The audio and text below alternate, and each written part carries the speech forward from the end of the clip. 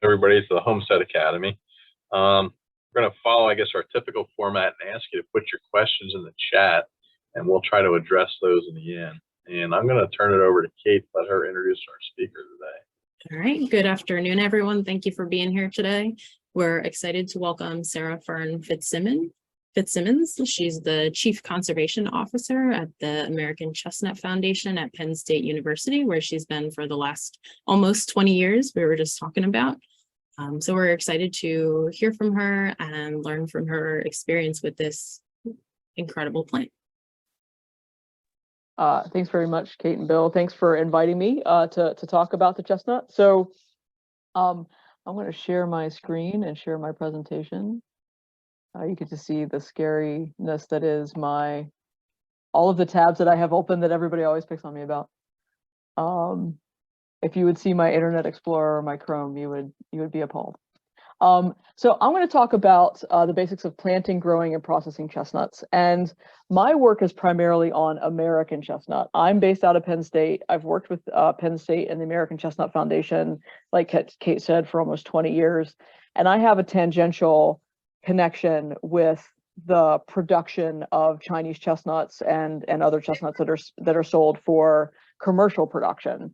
So that's not my expertise. I've worked in it, but I'm going to give you guys a lot of resources more on the commercial side of things. If you're just looking to plant trees in your backyard, I can talk a little bit more about that directly and answer questions a little bit better on that. If you're looking full-scale production, looking to make some money on 10, 20, or 1,000 acres, you're going to have to go to the Chestnut Growers Association or CGA for that. But hopefully this will get you started. So I want to give a lot of props to Stephen Hoy, who is my colleague here at Penn State, Kate McFarland, who works for the USDA National Agroforestry Center, Eric Hagan, who used to work here at Penn State and who's now at the Savannah Institute in Wisconsin, and then Tracy Coulter, who recently retired from Pennsylvania DCNR. This group has been helping review the potentials of setting up a chestnut co-op in Pennsylvania. And so a lot of the slides and pictures and information that you see in here was part of that study. We got some money from the Specialty Crop Block Grant and also from SARE, the Sustainable Agriculture and Research group, to put this work together, to travel to other chestnut co-ops across the US. So a lot of what you see is a product of the work of that group. So there are, depending on who you talk to, and we all know how taxonomists like to play around with species and what is or is not a species. There are around 7 or 9 different species of chestnuts across the world. Here in the US, there's the American chestnut, the Allegheny chinkapin, and the Ozark chinkapin. Imported into the US are European chestnuts, Japanese chestnuts, and Chinese chestnuts. There are 2 other chestnuts that are recognized from China, which have not really been imported into the US. And then there are these other species like the Alabama chinkapin or the Florida chinkapin or Chinkapin neglecta, which have kind of fallen off and on the radar. Korean chestnuts, whether or not they actually are a separate species or not. Suffice it to say, for the purposes of this, you're going to be primarily interested in European, Japanese, or Chinese. American chestnuts may play into the commercial sphere at some point, and we'll talk a little bit about why or why not. There are some hybrids out there that are of particular historical importance. One of those is called Colossal, and Colossal has a chestnut that's about the size of your fist. They are very, very large chestnuts. Paragon is of historical interest. It was an American-European hybrid that was planted at great amounts in the late 1800s, particularly in Pennsylvania and New Jersey, until the chestnut blight came in and basically destroyed the American chestnut. So the American chestnut, like I said, is what I primarily work on. I'm interested in the American chestnut and disease resistant of the species and getting the tree back out in the woods primarily for ecological purposes. If you want to grow American chestnuts for nut production, that's great, but it does have one of the smallest nuts of all of the chestnuts.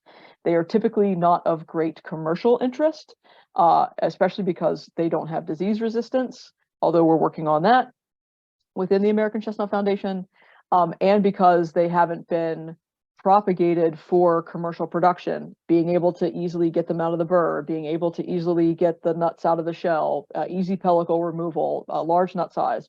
None of that exists for American chestnut. So from a commercial production standpoint, American chestnut has little interest right now. From a niche product or a native product, there is great interest in that. And we do hope through some of the work that we've been doing with the Chestnut Foundation. Bill mentioned something called Darling 58, which we can talk a little bit after this large scale, the presentation at large. We can talk a little bit about what Darling 58 and D58 are, but that's a bit of a tangent to what we're talking about here. The Allegheny chinkapin is another species that you may come in contact in New Jersey and southern New Jersey. Here's a burr of an American chestnut versus a burr of a chinkapin. So if you look back here on this slide, you see that the chestnut has 3 nuts per burr. The chinkapins only have 1 nut per burr, and they're very small. They're even smaller than the American chestnut. The leaves are very hairy. They're a small shrubby species. The chinkapin nut is amazing for wildlife. Virtually all wildlife loves it because of the small nuts. But again, from a commercial standpoint or commercial production for eating, they are less valued because typically people don't want to have to process lots of nuts to get food out of it. Your European chestnut is typically what's used worldwide. The Europeans have the most of the market share for chestnut production, and it's primarily because the European chestnut is so large, and also when European and Japanese chestnuts are bred together, you get really huge nuts in these Euro-Japanese hybrids. The Chinese chestnut is primarily what you find in the eastern US. So usually across New Jersey, across Pennsylvania, across New York, when you run into a chestnut, most likely what you're seeing is a Chinese chestnut. Chinese chestnut nuts are also very great for production, for commercial production or sale, and for eating. They typically are not as large as the Europeans or the Euro-Japanese hybrids, but they have disease resistance, which the Europeans and the Euro-Japanese typically don't have in full. Looking at the nuts, here's the American chestnut on the left. You can see that's the smallest of these, followed by the Chinese. Now, there's a great variety across. These are just average pictures of what the nuts typically look like. You cannot typically identify 2 species based solely on the nuts, and you can't say that all American chestnuts are this small or all Chinese chestnuts are this small, but typically the Americans are the smallest. They're about the size of a dime. The Chinese chestnuts are the next biggest. They're typically the size of a quarter, maybe up to a $50. The Japanese chestnuts are slightly larger than that, $50, maybe up to a golf ball. And then the Europeans and the Euro-Japanese tend to be the largest, again, getting up to something called colossal, where they can even be the size of your fist and be quite large. When you're selecting what to plant, you need to take into account resistance to disease. So what wiped out the American chestnut and why I have a job is something called chestnut blight. And chestnut blight is a disease that to which American chestnut, Allegheny chinkapin, and European chestnut are fully susceptible. If you plant these species in the eastern US, in New Jersey or Pennsylvania, your trees will get the blight, they will die, they will resprout, they can make nuts in a short period of time that they live, but you're not going to get a large spreading tree with full capacity for nut production in the eastern United States of Americans or full European cultivars. With regards to blight resistance, Chinese chestnuts are going to be your best bet. Japanese chestnuts, although typically Japanese chestnuts aren't as flavorful or don't have a good flavor, they tend to be very astringent. Your Euro-Japanese will have some blight resistance, but still can be susceptible enough where you're going to lose production over time. So typically in the eastern US at this time, we're recommending Chinese chestnuts. Other considerations are Phytophthora cinnamomum, which is ink rot disease. The Japanese chestnuts tend to be resistant, as are the Japanese. The Euro-Japanese have some resistance. The European and Americans have no resistance to Phytophthora. This is typically not an issue in New Jersey, although it's starting to become one. Phytophthora cinnamomum, or ink rot disease, is primarily found in the South. And as the climate warms, it's marching northward. We have found it in Pennsylvania in sustained populations. Phytophthora cinnamomum is definitely an issue in cranberry, in areas of cranberry production. So if you're going to plant chestnuts, typically you're not going to be planting in cranberry bogs anyway. They don't like wet feet. But if you're near cranberry production that is known to have Phytophthora cinnamomum, you'll want to stay far away from that just in case it spills over into your field. Asian chestnut gall wasp is another pest that can reduce production numbers. So it might be another thing to look at in terms of resistance, although that's a numbers game. How much can you produce versus how much infestation are you going to get? I wouldn't base my selection of what to plant based solely on resistance to Asian chestnut gall wasp, but just be aware that that is a pest out there that you'll need to contend with. Cold hardiness is an issue. You want something that consistently produces, you want good nut quality, and you want a growth habit from which you can harvest. American chestnuts, these are actually American chestnut engravings from Fairmount Park in Philadelphia. Again, because American chestnut is what I've primarily studied and is probably what gives most Americans a connection to chestnuts, is because of chestnuts roasting on an open fire. That was primarily because people would go chestnutting, people from the city, from Philly, from New York. They'd go chestnutting in the fall into the mountains of Connecticut and into the Pocono Mountains and up into the Catskills. That's where American chestnut was all over the place, and people would often go collect and then bring them back. In West Virginia, where I grew up, people would collect them for their own eating, but also would let loose their livestock like hogs and things like that, let them loose up in the mountains to feed, and fatten for the winter. So chestnut does have a deep cultural integration into American culture and legacy, but that was virtually eradicated because of chestnut blight. Chestnut blight was brought in actually through the ports of New York and New Jersey, primarily on Japanese chestnuts that were brought over because of nut size. So in New Jersey and Pennsylvania in particular, while most of what you're going to run into are Chinese chestnuts, you also find a lot of very old, very spreading Japanese chestnuts. Morristown, they're all over the place in some of the parks that I've seen down in Princeton. I've seen tons of very large, beautiful Japanese chestnuts. But again, typically these Japanese chestnuts, the flavor isn't quite as good, but you're still going to see lots of Japanese chestnuts, and these are typically blight resistant. I mentioned the Paragon chestnut. These are some old lantern slides from Irish Valley in Pennsylvania. You can see that was in production from 1895 to 1913. I actually think they were in production even before then. But this was the Paragon chestnut. This was an American-European hybrid. You can see thousands of trees across Irish Valley where these chestnuts were produced. C.K. Sober was the owner of this farm. It's in near Shamokin, Pennsylvania, in Schuylkill County. He would import grafting professionals from Italy who knew how to graft European chestnuts. And these are all people who are grafting Paragon onto European and American rootstock, primarily for chestnut production. So chestnut production in the U.S. goes back quite a ways, and that industry tanked basically because of chestnut blight. There's a lot of different potential uses for chestnuts. Again, this is not my my expertise. I'm not an agroforester, but I see a lot of potential for chestnuts being integrated into agroforestry systems. So agroforestry, its definition, intentional integration of tree and agriculture crops and or livestock for creating a sustainable land use system. My colleagues at the USDA's Center for Agroforestry, so Kate, who covers the Eastern US out of Vermont, and then Tracy Coulter, who worked with PADCNR and continues to work with PASA, the Pennsylvania Association for Sustainable Agriculture.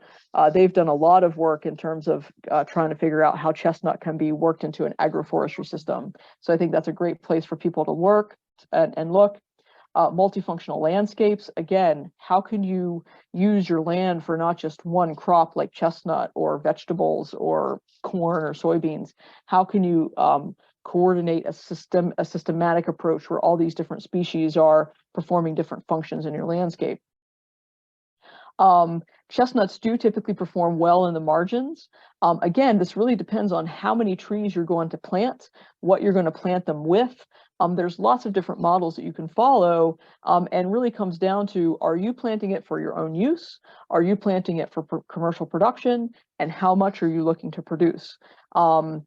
Chestnuts are great for using marginal lands if you're not looking to make a ton of money. If you're just looking for a productive mast crop that can feed wildlife, or from which you can take some product and eat yourself, or make secondary products from, like chestnut flour, things like that, they can and will produce on marginal lands like vinelands or other types of disturbed lands.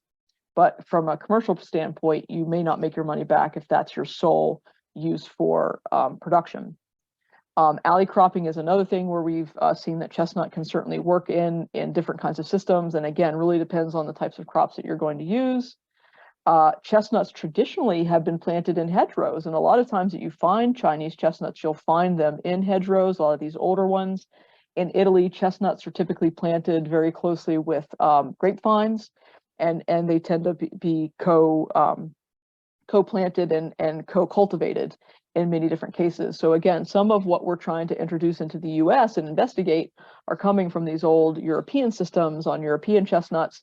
Can they be used in Chinese chestnut systems? Nobody knows. Nobody's really tried. Can they be integrated into the US? Probably, but a lot of this is still really in its infancy in trialing some of that type of work. And then, of course, your non-timber forest products. I work with American chestnut primarily as a timber species. How does that work with, is American chestnut going to be a viable crop with timber? Can you have a mature canopy of American chestnut or Chinese chestnut or European chestnut and then grow mushrooms underneath, or ginseng or something like that? So again, there's really interesting models that you can work with that chestnut can be a part of and provide multiple types of products depending on how you set up your landscape and what your goals as a landowner are. Then there's silver pasture, and there are examples of grazing different types of livestock under chestnuts and other systems. Obviously, you need to get your trees established first, or else your livestock will destroy them or eat them. But again, there's a lot of interest in using land for multiple functions at the same time. Getting back to what kind of chestnut are you going to plant, I highly recommend this resource. I think it's free to use. If not, through Rutgers or Penn State, a lot of these journal articles are available through your land grant institution. Ron Revord works at HARC at the University of Missouri. That's the Agroforestry Research Center at the University of Missouri. He wrote an excellent overview of the 50 most widely used cultivars of chestnut in the eastern and midwestern United States. So if you're looking to try and get a specific cultivar or a specific variety of chestnut, I highly recommend you reference Ron's descriptions, which are available. So descriptions of chestnut cultivars for nut production in the eastern and midwestern U.S. It's a International Society for Horticulture Science publication. Excuse me. And you can see that he lays out what the cultivar's name is, where it comes from, where it's typically grown, what kind of use it's best for, how big it grows, how vigorous its growth is, what the nut quality is like, and then if it has any adaptability or disease issues. Is it susceptible to cold? Is it highly susceptible to blight? Is it highly susceptible to Phytophthora? It's laid all out in this really nice table and overview of descriptions of these different cultivars. Some names that you're going to see very often. There's lots of Chinese chestnut types out there. Sometimes you'll just see Chinese chestnut.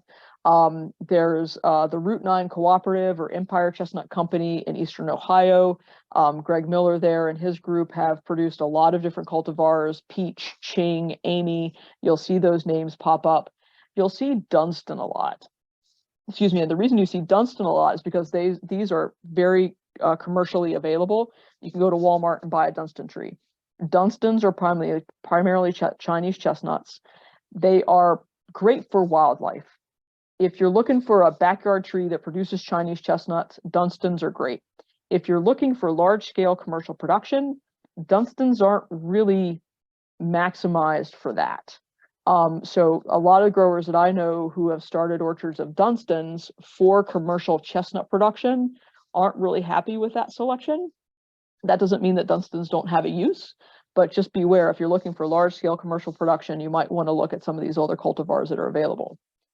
The Euro or Euro-Japanese hybrids, at this time, I do not recommend them in the eastern U.S. because of the chestnut blight and Phytophthora issue. But you'll run into some of these names like Moroni, or Bouche de Bétajac or Pracoche Magoul. These are cultivars that are currently planted in Michigan, which has a huge chestnut industry, and also in California, where they don't have those disease issues. But just be aware, if you see those names, you might want to refer to them and look at more of a Chinese chestnut until we can get the blight issue taken care of. From an American standpoint, currently, if you see anything that says blight resistant or blight free and they guarantee it, don't believe them, because there's no such thing. Within the American Chestnut Foundation, we're working really hard to get blight resistant, blight tolerant trees out there. There's no such thing. You will not find a blight free American chestnut. That doesn't happen. If they say blight free, that just means that it hasn't gotten the blight yet.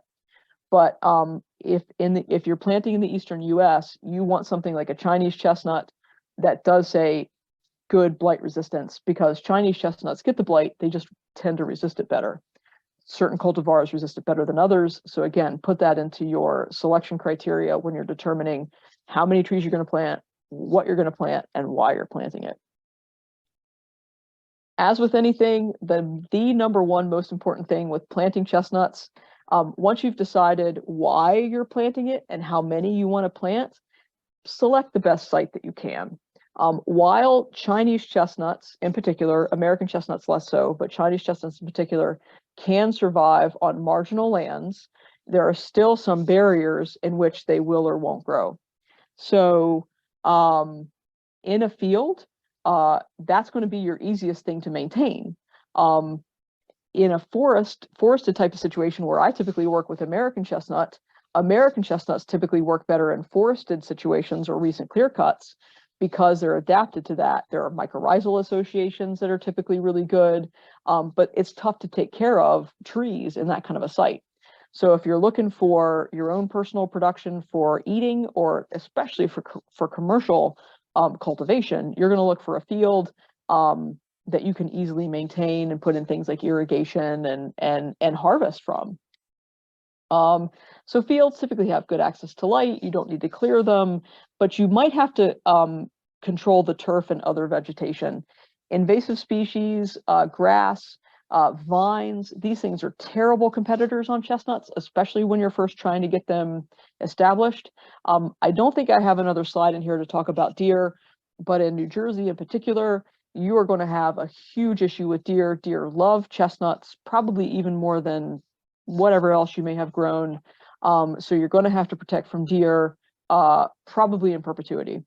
And in most cases, even when I see in Ohio or in Pennsylvania or New York, virtually all, if not all, sites are now fencing with woven wire fencing for commercial production purposes. If you're growing for your own use, you might just get away with a cage, just to keep deer off of it, but you're going to get a lot of herbivores come in and take your product. Squirrels, deer, turkeys, bears, things like that. They're going to eat chestnuts, and they're there all the time. They can harvest a lot easier than you can. So again, when you think about harvesting, when you think about caring for these trees, often you're going to want to say, okay, well, a field's probably going to be my best bet. It is unlikely that most of you are going to select a forested site or even the edge of a forest. Because I work on American chestnut, that's typically where I'm planting, but chestnut production requires full sunlight. So you don't want to plant in, say, a gap, because you're not going to reap the rewards of chestnut production until that tree reaches the canopy. So when you're selecting a site, even if you're trying to use a land and you're trying to insert them into a forested location, work on the edges of that forest. You may only get production from half the tree because that's where the sunlight's coming in, but at least you're getting production. So possible, but just beware that your production is going to be cut based on how much sunlight those trees get. Typically, chestnuts prefer well-drained acidic soils. We typically recommend a pH of 4.5 to 5.5. That's where they tend to thrive. You can go up to 6.5. Beyond that, you're going to get really significant issues with chlorosis, and chestnut trees have a really hard time taking up nitrogen above pHs of 6.5. Below 4.5, same thing, you're getting nutrient availability issues. You can lime to bring up the pH, you can sulfur to bring down the pH, but at some point, the kinds of inputs that you're going to have to put into your system are going to be too expensive for it to make it worth it. And you can just say, this is not a site that's good for chestnut. You want sites that are well drained and have generally a high, what's called saturated hydraulic conductivity, what was formerly known as permeability. You want water to get into the soil and move through very quickly. Areas with a high water table, areas that stay soaked for long periods of time, typically are not good for chestnut. I highly recommend getting a soil test to establish a baseline, especially to get that pH. A lot of the other nutrient availability issues has not been worked out for chestnut. I know that the Michigan State, because of their chestnut co-op, they are working on some of these recommendations. But currently, if you get a soil test, either from here at Penn State or out at Rutgers or any of the other land grant institutions that do soil testing, you're not going to have a checkbox that says chestnut.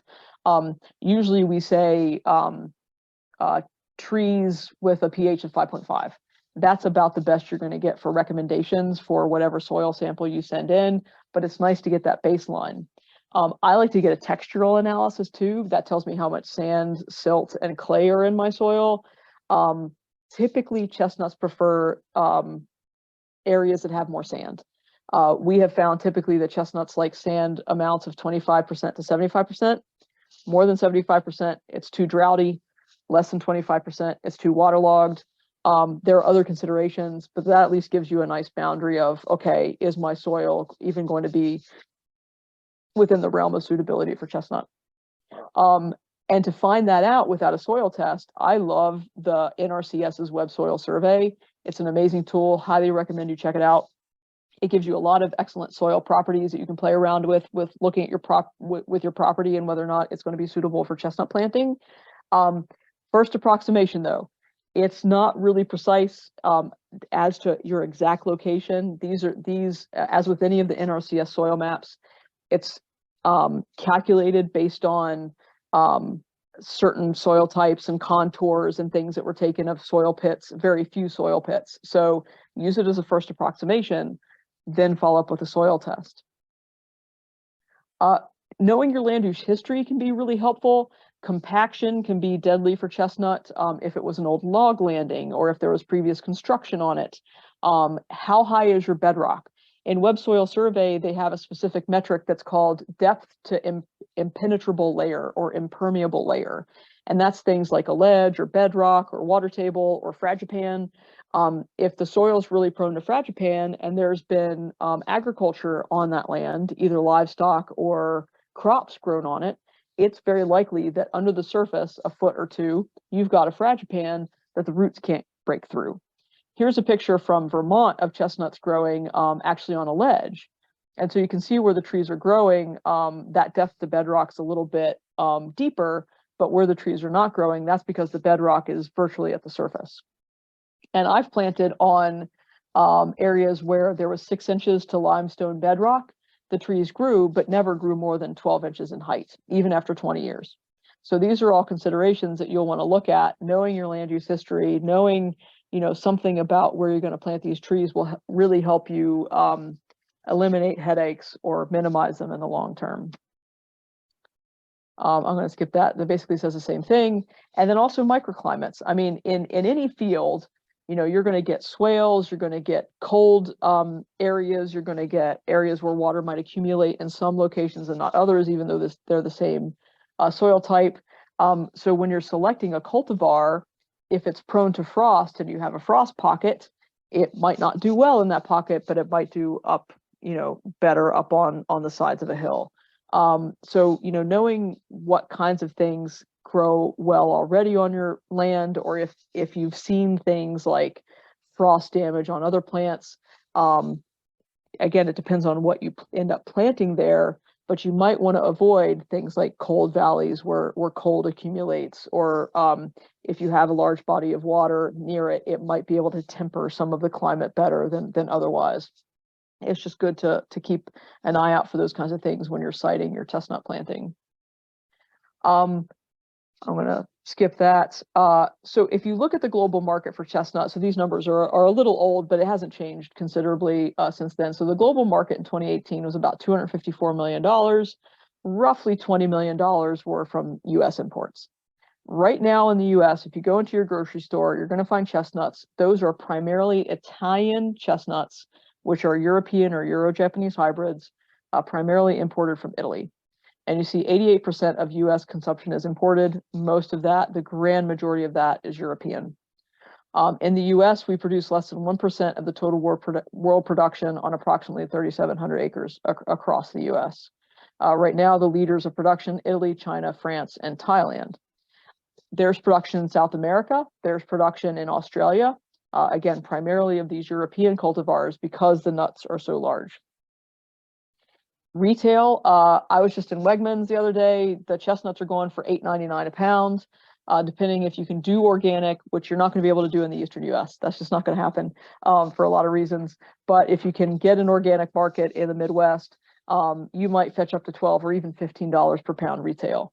Wholesale, you're going to get about 75 cents a pound up to $4.50, depending on the size of the nut. Average yield at maturity, 1.5 tons, maybe up to 4 tons. Again, this depends on the size of the nut and the production of a particular tree or cultivar that you've planted. Far superior opportunity compared to most major tree crops currently in the US on a price per pound basis. And again, it's a lot because chestnuts, compared to something like almonds, which has very specific needs or very specific watering regimes, chestnut has a much greater area where you can plant trees. They can come into production a lot sooner than something like walnut. They are easier to store, maintain, and eat than something like walnut. So there is a really great opportunity for chestnut to be a much bigger commercial market and domestic in the United States than a lot of other nut species. When you look and see what you need to do to install an orchard, again, this really depends on you. Are you planting 2 or 3 trees for your own personal consumption, or are you trying to plant 500, 1,000 trees, 10 acres, 30 acres, 50 acres for commercial production? A lot of this really depends on ultimately what your goal as a chestnut grower are. Look at the land, look at the kind of stock you're going to plant. Do you need deer protection? How much is that going to cost you? What kind of pest control are you going to need? What kind of management are you going to need to do on these plantings? It can cost you anywhere from $2,300 up to $5,000 per acre installed. This was pre-inflation numbers, so those numbers have probably skyrocketed a little bit since we put this talk together a couple years ago. But still, it can be expensive to install something for commercial production. On average, you're going to get commercially viable yields in 7 to 10 years. Chestnuts can produce nuts as early as age 2, but you're not going to get commercially viable production that young. You'll get your mature yield by age 20, which is pretty good. You can get a profit of $1,000 to $5,000 profit per acre. And again, you look more and more on these types of numbers and determine, is this really what you want to do, and is it viable with the amount of land that you have?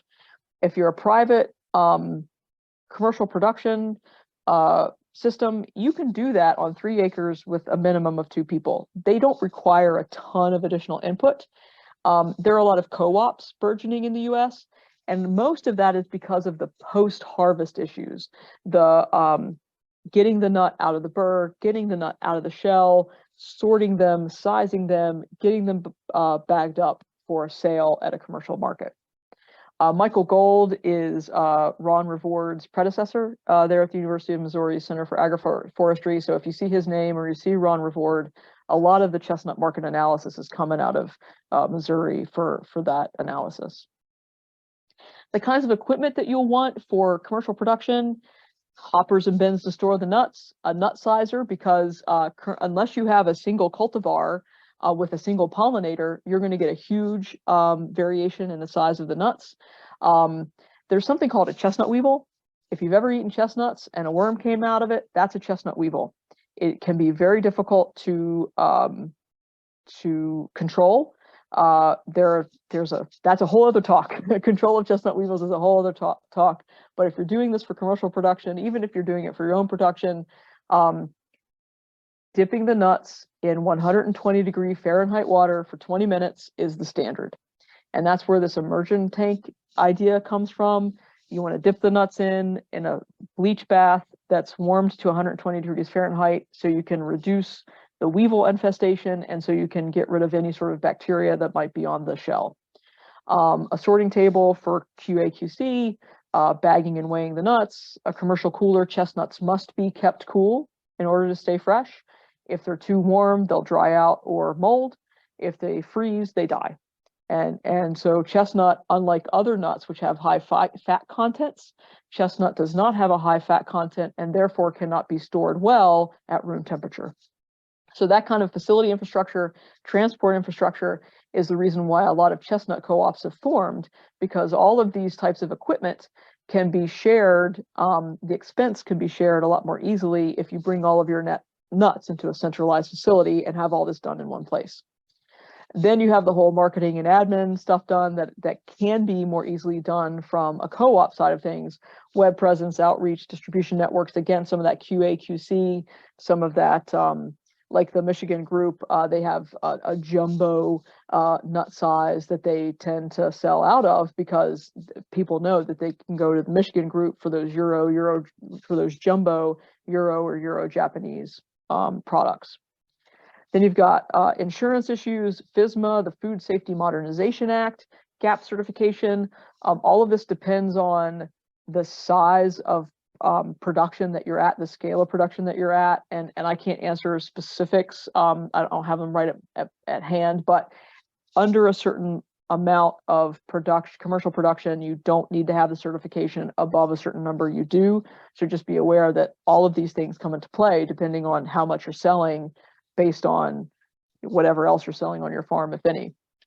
So small scale startup costs range from $5 to $150,000, depending on a lot of different factors, not the least of which is scale and what you're trying to do, what your goals of setup are. Here are the different co-ops that are out there. So if you're looking for more information, or if you're, Googling, a lot of these different groups have a lot of information online.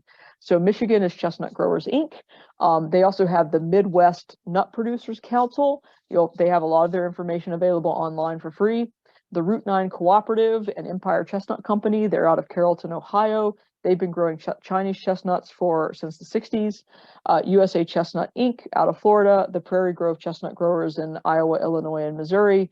There's a burgeoning group in New York State and in Pennsylvania, the Keystone Nut Cooperative here in PA. And I know there's a few growers starting to look at commercial production in New Jersey. So again, there's some reasons to start a co-op. That this isn't to be a talk about co-ops, but just in case, I know that there's other growers in New Jersey who are interested in this, and that's what a lot of people in Pennsylvania and New York are following. If you're just doing this for personal production, you don't need to worry about this. If you're doing it for commercial scale, it makes a lot of sense to share a lot of these expenses with others. Obviously, there's a lot of co-op challenges. The organic, non-organic is less of an issue out here. Just to say, you can't really be non-organic, or you can't really be organic in the eastern U.S. because of chestnut weevil primarily. That's your main issue, but also because of blight and some other things. Your pest and quality control issues. Depending on what level you're at for production, a lot of these are easier for you to maintain yourself versus going into larger scale production and needing help for that. I want to focus a little bit on the bigger co-ops, Michigan and Ohio, just to show you can scale down these kinds of things. It's easy to scale them down and build some of these things yourself. We've even done that here at Penn State, and I'll show you some models that we have the schematics available for online that you can grab. But just to show what the big dogs do in terms of big, high-scale production in the U.S. So here's Chestnut Growers Inc. in Michigan. To be a member of that co-op, you have to produce 100 pounds minimum. There's a $25 membership fee, so not that big. They have statewide membership. You can see here where their orchards are. And notice that many of their orchards are along the West Coast, along Lake Michigan. Otherwise, they get zapped by a lot of frosts. The average production is 200,000 pounds. And it is a rapidly growing co-op. Then they have a certain payout structure. As of 2017, it was 2 pounds per grower based on what you bring in, but then they take care of all of the sizing, sorting, quality control issues, marketing, and selling, which is really great as a producer. In Ohio, here's the Route 9 Cooperative. This was based on neighbors encouraging them to plant chestnut trees, and also absentee landlords. The original orchard was planted in the 50s on strip mine lands. Again, you can't maximize production on strip mines, but you can at least get some production. Greg Miller with the Empire Chestnut Company and now Route 9 Cooperative, he initially laid out $250,000 for all the infrastructure and property, 3 acres for the co-op. So a big processing building, the storage facilities, the dunk tank, the sorting table, things like that. There's invisible infrastructure. How are the shareholders going to be put into this business? What kind of decision-making structure are you going to be made on your co-op? A lot of that needs to be determined when you put that together. It's very similar to Michigan. There's a 150-pound minimum, $25 membership fee, 90 acres per site. A lot of these things, you start to see the kind of scale at which it makes sense to have more people working together. I'm going to skip some of these specifics. Harvesting chestnuts. I don't know how many of you guys have harvested chestnuts, but there's a big sharp burr around 3 nuts. And that big sharp burr makes it really difficult to get the chestnuts out of it. So you can see here's a mechanical harvester with these little knobbies that turn around and around and throw it into a big hopper. So mechanical harvesting, you can get a modified pecan harvester. It can work. You can get a dedicated chestnut harvester or sweeper type. There is one at Michigan State. Again, this is another thing that the Chestnut Growers Inc. has through that co-op. They can share at this 30 cents per pound rental rate, that chestnut sweeper that can cost upwards of $1 million or more. Nut Wizards can work on a small scale. What I found, most of the small scale producers or even medium scale producers are doing this all by hand. At the Route 9 Cooperative, they pay primarily high school students or folks in the local community to come in, and they pay by bucket of chestnuts without the burr. And that tends to be the easiest versus a mechanical standard. So labor can be a big issue depending on where you're at for whether or not you can get these things harvested.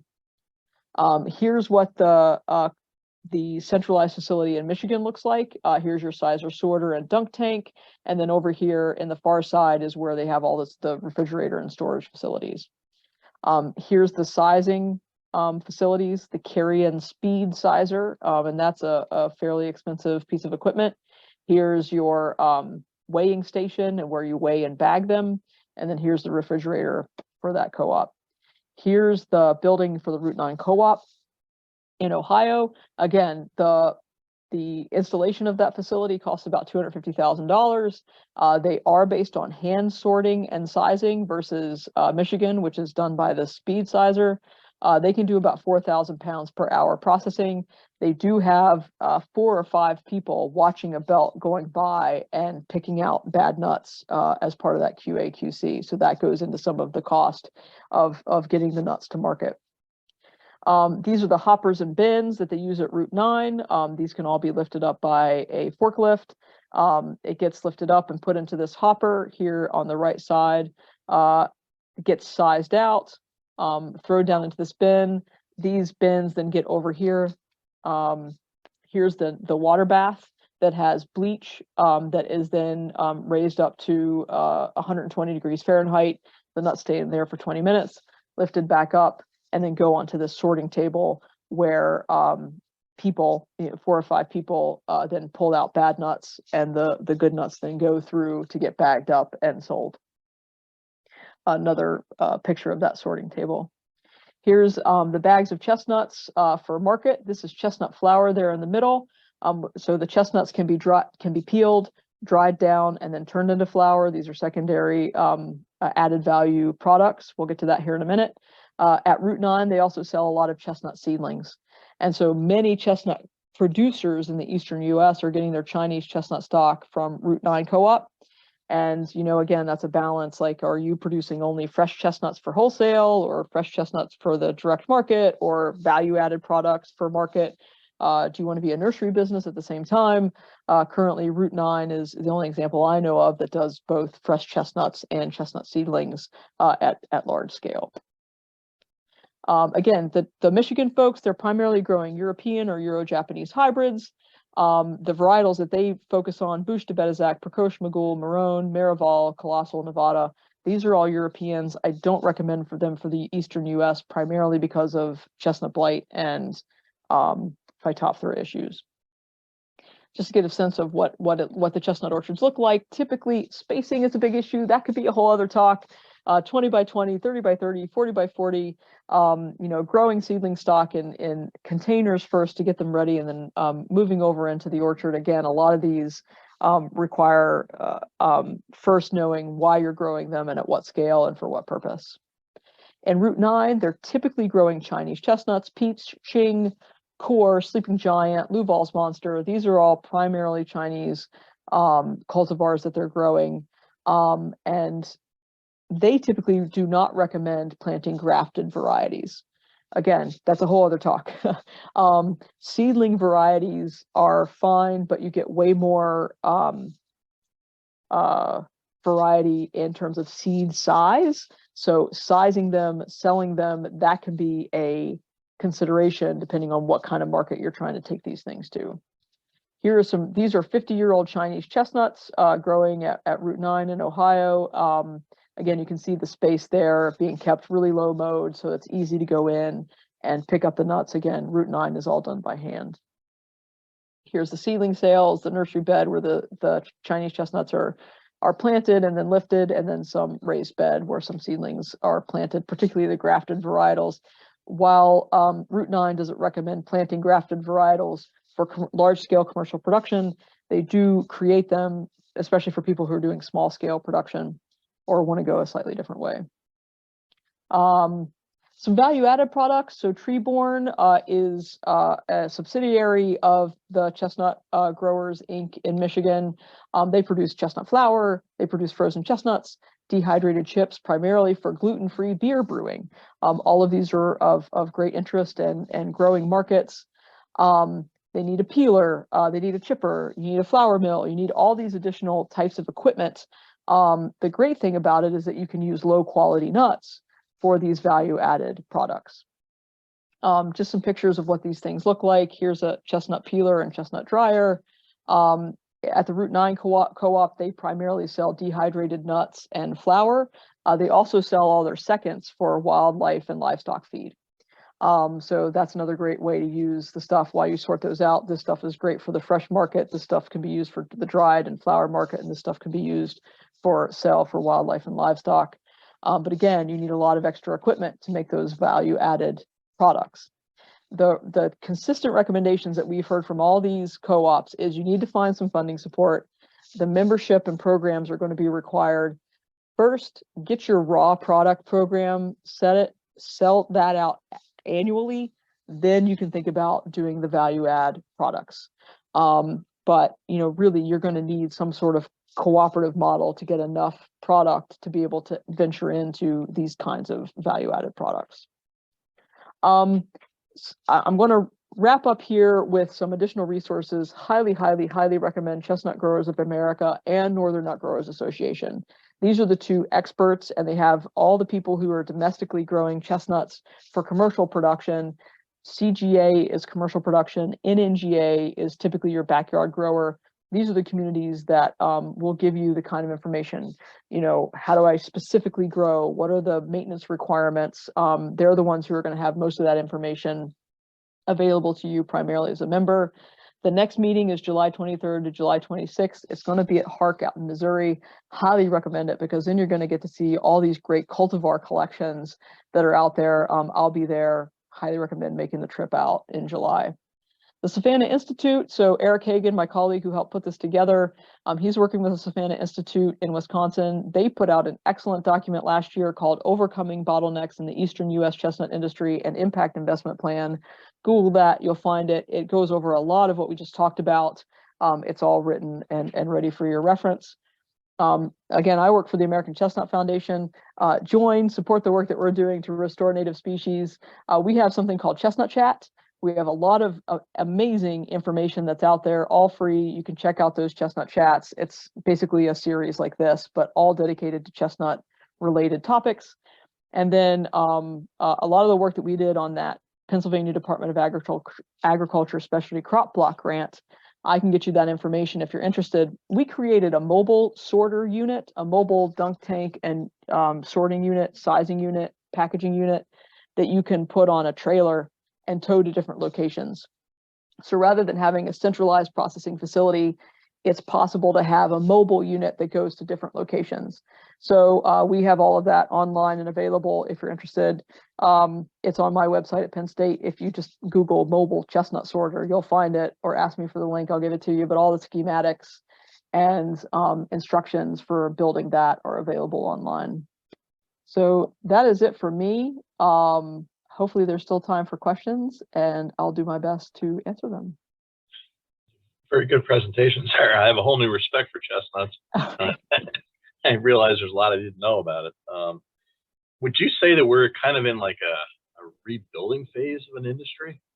Absolutely. Yeah. And so everybody I talk to, like, the first concern is competition, right? Well, if I start up, what's going to be my competition? Am I competing with, Route 9 or Midwest or Prairie Grove? And right now, where you see we're only producing $20 million of the market and 88% of that market is imported, there's going to be a huge call for a domestic market to overcome that import market, especially if that quality can overcome it. So I don't see that competition being an issue. And the guys that I talk and gals that I talk to in the co-ops see this being 20, 40, 50 years of really great potential for people breaking into this market. Do you have any questions you want to start with, Kate, or? I don't see any questions in the chat. We had a really great experience with our last webinar. Some people just unmuted and asked their questions. So if anyone wants to interact in that way, you're welcome to do that now. Sarah, I got a quick question for you. I remember years ago reading about in Wisconsin, sort of a larger area where they kind of escaped the blight or hadn't hit. Is that still the same there, or is it? It is not. So that site was called West Salem, and that's a really interesting site. It's the basis of some of the research that I do on forest regeneration. So a farmer from Pennsylvania took 9 American chestnuts, moved out to Wisconsin, planted them in 1900. They escaped the blight until about 1985. And so you had 9 trees that eventually burgeoned into about 30 to 50 acres of American chestnuts across West Salem, Wisconsin, which is on the near the western border of Wisconsin. That got the blight in the mid 80s. And when I visited in 2015, it was all toast. It was totally blighted. So a lot of there are large American chestnuts. The largest American chestnuts, are in Oregon and Washington, because there is a total moratorium on shipping chestnut material out there. So they've been able to keep the chestnut blight from getting to California, Oregon, and Washington through those ag sanitation protocols, which is great. So you can find 5-6 foot American chestnuts out there still to this day. Great. If there's no questions, Sarah, I didn't know if you wanted to touch on that darling. Yeah, sure. I will advertise. So the American Chestnut Foundation, we've been working with SUNY ESF, the SUNY Systems Ecosystem or Environmental Science and Forestry Program. They're based in Syracuse. We've been doing lots of traditional breeding with Chinese chestnuts and American chestnuts to get blight-resistant trees.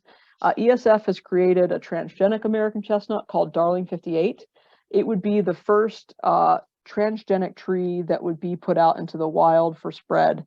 There have been transgenic trees for fruit production. So there's a transgenic papaya, there's a transgenic plum, and then transgenic apples that are out in the space that have been approved by the USDA APHIS. But Darling 58 is the first tree that would be for forest health purposes using transgenic technologies. Right now, APHIS is asking for public comment on that, and they will make a ruling as to whether or not Darling 58 will be released for wide-scale use. We are hoping that more people will support that than not. It's not a popularity contest. The USDA does not make their decisions just based on how many people say, yes, I want this, or no, I don't. But the more support they have, obviously, the better they can support whatever decision they end up making, and we obviously hope that the decision they make is supportive. So if you look up public comments, Darling 58, you're going to find the USDA's regulatory site. If you could take the time to just write a comment that says, I support deregulation of Darling 58, that would help us and the work to get blight resistant, not only American chestnuts, but blight resistant European chestnuts eventually into the commercial sphere. It is very possible to put the OXO gene, the resistance gene, into European or European Japanese varietals and make them blight resistant too for commercial production. So the first step is to get this first varietal approved by the USDA, by the EPA, by the FDA, and that Darling 58 public comment period closes on December 27th. Obviously, there's lots of people who have lots to say about genetic modification and transgenics. I know we don't necessarily have the time to answer a lot of the questions here, but happy to answer any questions after this or in other venues, should anybody want more info on that. Being that I work in soybeans, I'm well versed in a lot of those discussions. Yep, absolutely. I guess that would be a key too, right? To getting the industry developed a little bit. If you get that blight resistance, that would really be a major step, right? It would be a major step. And again, that's why, you know, when you're looking at what do you grow in the East, blight is the biggest limiting factor. You can only grow Chinese varietals because of chestnut blight. If you can get resistance to chestnut blight, you can start looking at these, you know, what are potentially better tasting and more highly marketable varieties if you can get resistance in there. And so the underlying gene of Darling 58 can be transferred into these other species and potentially expand the market. Sounds like we're just scratching the surface. We really are. Yeah. Well, luckily, I have a full-time job, so there's a lot of opportunity to keep working on this. Seriously. Well, thank you, Sarah, so much for your time. It sounds like everyone really appreciated your presentation, and I will get the recording up as soon as possible, share that in our post-webinar email, along with the survey and many of the resources that Sarah referred to as well. Thank you very much, Sarah. It's very informative. All right. Thanks, everybody. Thank you. Great to meet you all. All right. Take care, everyone.